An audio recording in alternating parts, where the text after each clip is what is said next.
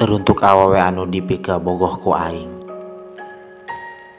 Coba sih peka samet bae. Selama ieu aing teh bogoh jasa ka maneh. Kunaon maneh teu peka-peka.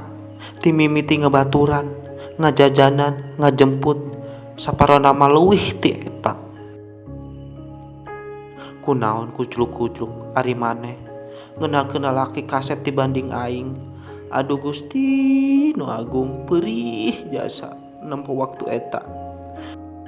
Sapirakun aing kudu bunuh diri supaya ngalupakeun rasa ieu.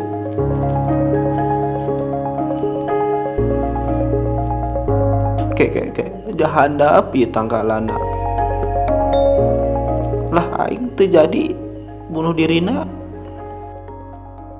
Geus mending ngopi bae aing di kape. Riet kana hulu mikiran si eta bae.